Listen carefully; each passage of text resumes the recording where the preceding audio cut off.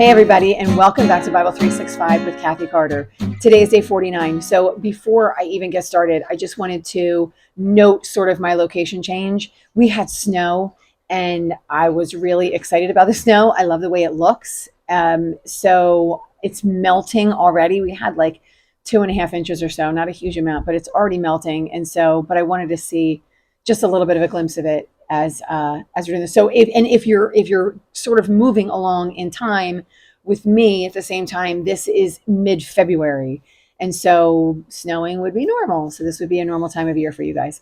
Okay, but if you are at a different time, that's okay too.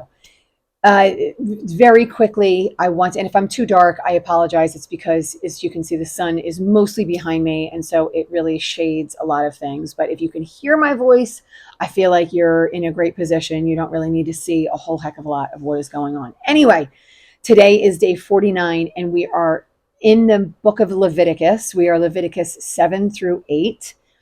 And my very brief overview is that I am reading along with a 1 year chronological Bible reading plan. It's literally called the 1 year chronological Bible.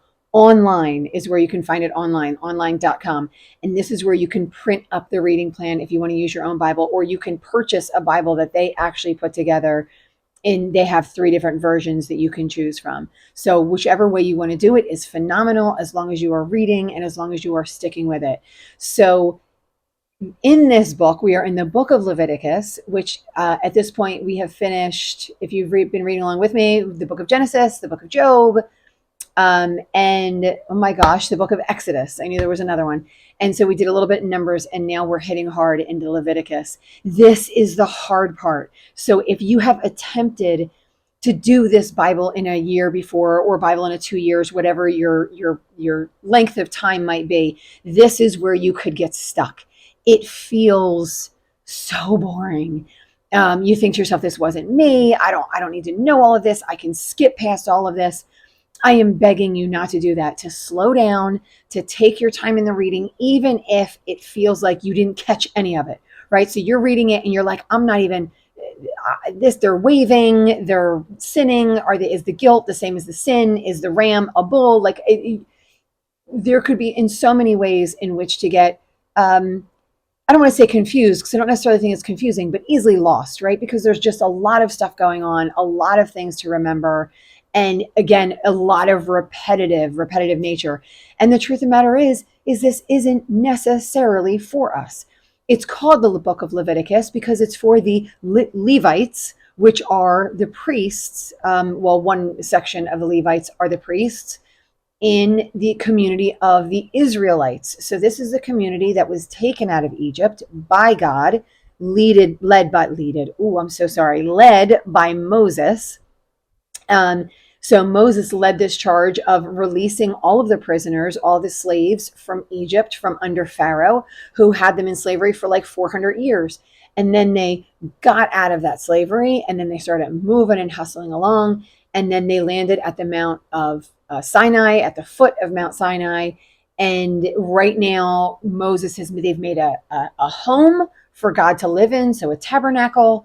And I know I continue to use my arms in the same way, but there's only so much you can do when you're sitting down in front of this camera and there's very little movement. But we've made a home for God. The Israelites have made a home for God. I always I always use it as if it's sort of like first person and myself. And in a way, it's because I'm also a follower of God. But in another way, I am actually not an Israelite. So I want to be clear that I'm trying to make that distinction, that this is to the Israelite people. And this is specifically to the Israelite people that came out of the land of Egypt in slavery, right? And I'm saying that because there were other Hebrews, descendants of Abraham, that lived in other areas. And so this doesn't necessarily apply to those people. This very distinctly applies to the people that were saved out of Egypt. Started as 70 as the 12 the 12 sons of Jacob.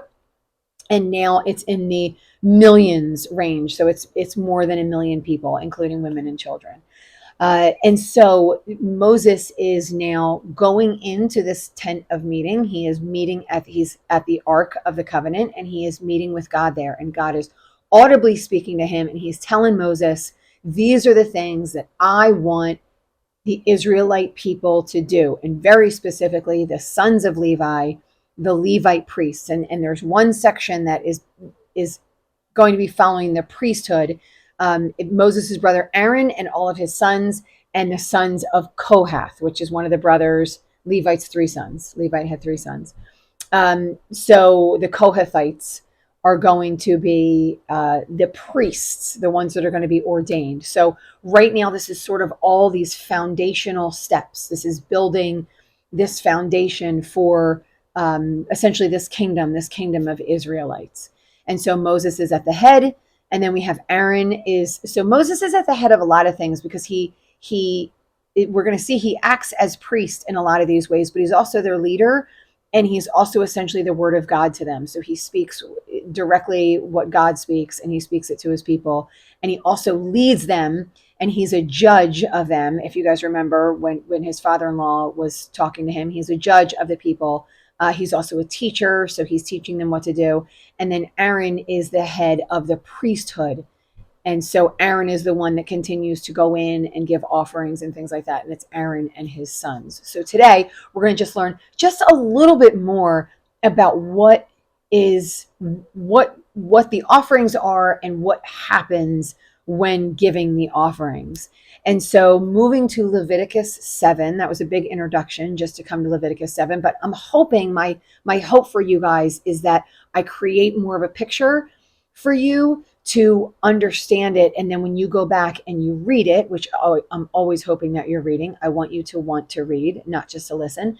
So when you are reading, things become a little bit clearer, right? So images start to make a little bit more sense, and things, you start to understand things a little bit more. Because when you understand this, I think it's going to be easier closer near the end of the year, because I think we get a New Testament like September, October, when we get into that section and Jesus is actually talking to these people, these Israelites who have functioned in this way for like 1,000 years.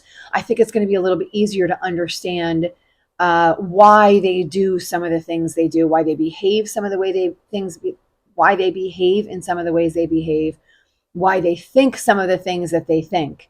So I think that we're going to have a clearer understanding of that by reading and leaning heavy into this foundation, like where we're building our house here. All right, so Leviticus 7. So it says further instructions for the guilt offering. So yesterday we dealt a little bit with sin offerings, ordination offerings, grain offerings, and now he's going to come in a little bit tighter and give some more instructions on what it means to give these things, right? So more instructions on the offerings. So the guilt offering is given at the same place as the burnt offering. And then some specifically, if you guys remember, that the Aaron and his sons and the priests are able to eat. So some of this gets burned, like the fat gets burned, the blood gets put down at the base of the altar, right? So some of these things are directly given to God, and then some of these things are directly given after they've been given to God. They're then given to the priest, and the priest can eat those things, but they can only eat them in certain areas. So they're sort of committed to be in certain areas. And then I want to move on to verse 7. In verse 7, it says, the same law applies to both the sin offering and the guilt offering. So the same law applies to both of those things. They belong to the priest who makes atonement with them. So the priest's job is to get the offering from the people, and their job is to go to the Lord and make the atonement for the people with them. The priest who offers a burnt offering for anyone may keep its hide for himself. Every grain offering baked in an oven or cooked in a pan or a griddle belongs to the priest who offers it. So again, this is what because they don't have jobs outside of this, right? So they're not really necessarily a part of that Israelite community in the way in which they're operating with each other. They're set apart. So if you think even now of maybe a little bit of a visual of the Catholic Church and how they're set up, and they're sort of very separate, right? So there's a seminary in which you go to, and then you're separated from, and then you get put into a church, right? So it's definitely a little bit separate from the rest of the quote unquote, the rest of the world. So the rest of the Israelites, they have a little bit of a separation between them. The Levites eat in a certain place. They're the ones that are inside the tabernacle and in the tent of meeting. So there's just some separation there, and the separation is because the Levites are the ones. If you remember, I think it was either yesterday or the day before. The Levites have taken the place of all the firstborn sons of all the Israelites. So the Levites are technically those firstborn sons that have been given to God. So they are God's people in a way that's different than your average person is God's person. They are God's holy ones, and they are consecrated and set apart. All right, so if we move on to, I want to move on to verse 11. 11, it says, these are regulations for the fellowship offering anyone may present to the Lord. So there's a couple different ways to do the fellowship offering. You can do it as an expression of thankfulness. So, and if you do it as an expression of thankfulness, you're adding along, because if you remember a couple chapters back, you did it with a ram, right? And then if you couldn't, you had the lamb, and then if you couldn't do it with that, you had the birds. But so you do a meat offering, and then if you want to be with thankfulness, you also do a bread offering. Remember, it's always no yeast. So the offerings sort of look the same. It's always unblemished, right? So the animal is always an unblemished, or your best or your most perfect animal. That's the one you give. And your bread always has, whether it's baked or whether it's flour or whether it's thin crust or thick crust, whatever it might be, because there are different ways to do it. There's always no yeast in it. So it is always an unleavened bread. You don't offer yeast actually to the Lord. So it's always a little bit different. So you do both. You do the meat and you do the loaves.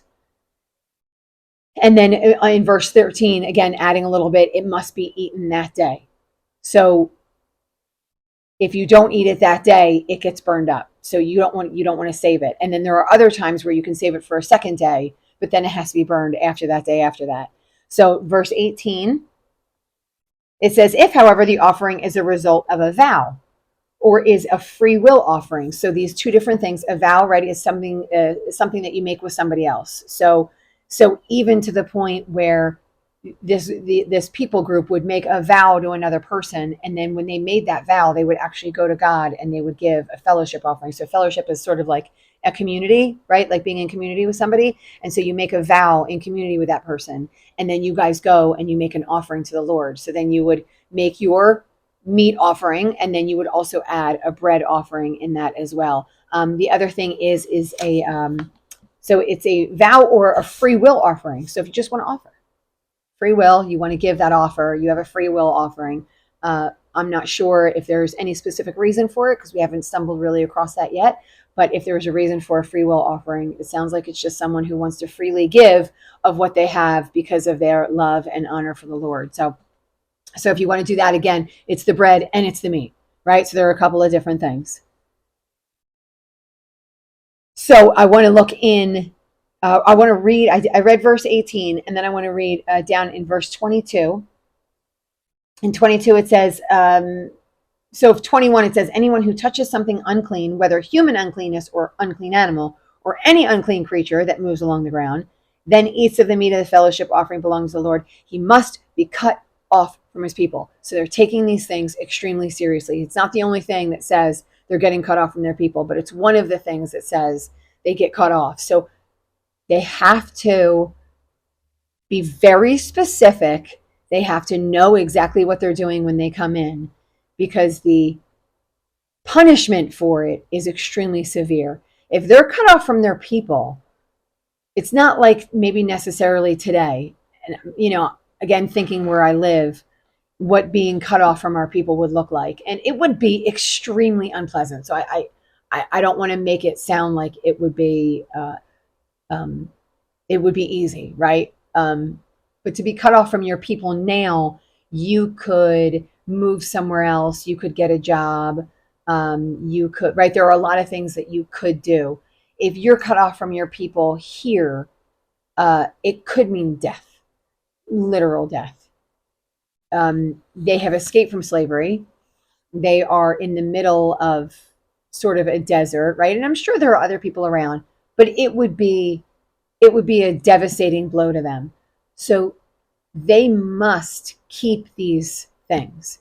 They must do these sin offerings in the proper way. They must throw the or burn the food when they have to burn the food, right? So they must keep to these things, or else the punishment is severe. They would be pushed out of their people. They wouldn't be with their. I think I think like an Amish community. Maybe that's a good picture where. So we don't live too far from an Amish community, about 45 minutes, whatever. But they have this choice when they're teenagers that they can leave. But if they leave forever. They can never talk to their parents again. They can never talk to their siblings again. They have to leave their friends, right? They may or may not have a huge amount of education. And so maybe it's a lot like that, where they would be starting from not just ground one, but they'd be starting from below and they'd have to build themselves back up again.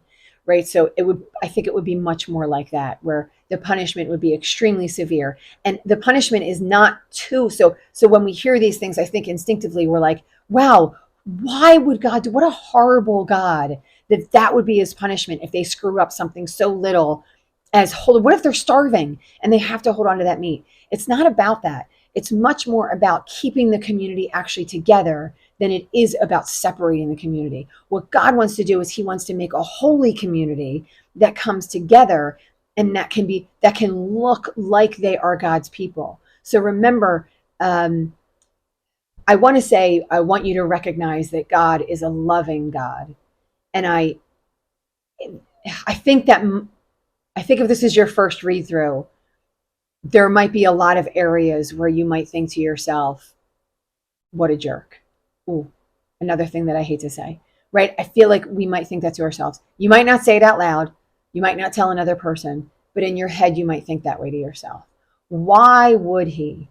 I can't believe. What kind of God would, right? And so we're putting all of um, these human thoughts and ideas about what we think is good on God, right? How could God ever separate his community? If he really loves them, wouldn't he just make them burn the food right away? If they don't burn the food, why doesn't he burn up the food? Right? So there are all these caveats and these stipulations we can put on God about what he should do, instead of recognizing he already did. Look, snow. Look at snow. He did, right? Look at the sun. It's out there. It's beautiful. It's stunning. It's warming up the ground enough to melt the snow, right? Like there's these amazing magical properties. And I know they're not magical. I know they're scientific, but I'm just saying there's these amazing properties that I can't possibly understand about the heat melting the snow going back up into the clouds to prepare to do this all over again. God has done all of that.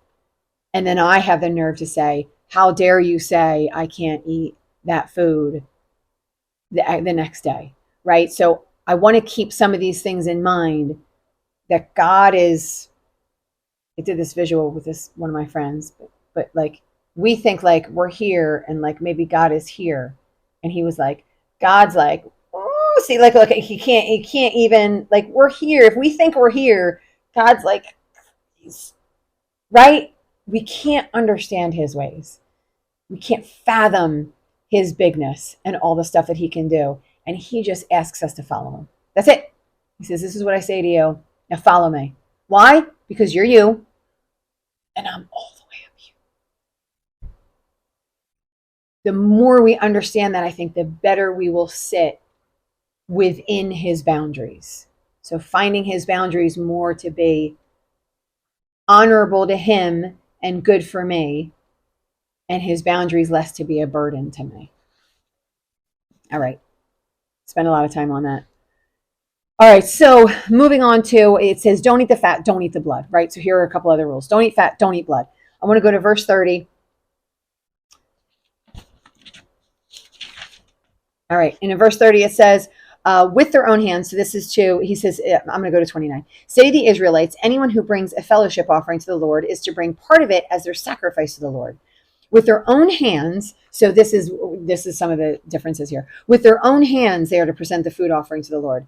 They are to bring the fat together with the breast and wave the breast before the Lord as a wave offering. So again, this is something that they're going to do on their own. So he's saying, I want you to bring it to me and do it on your own. So it's just slightly different than some of the other things that have been done before. And this is more on the fellowship offerings, right? So we're keeping with those fellowship offerings. And then at the end, he says in verse 37, he says, these then because he kind of went over the regulations, I think, for some fellowship offerings. But he says, these then are the regulations for the burnt offering, the grain offering, the sin offering, the guilt offering, the ordination offering, which we haven't really talked about yet, and the fellowship offering, which the Lord gave Moses at Mount Sinai. So he gave these sort of extra stipulations now for each of these offerings. So each little detail that we've gone over, it kind of goes into all these other offerings as well. All right, moving on to 8, because I'm running over really where I thought I'd go. The Lord said to Moses, bring Aaron and his sons, their garments, the anointing oil, the bull for the sin offering, the 2 rams, and the basket containing bread made with yeast, and gather the entire assembly at the entrance to the tent of meeting. So now he's asking for specific things because he's going to anoint Aaron and his sons. So here's what I like that I find interesting. Again, a bazillion details to how we do this.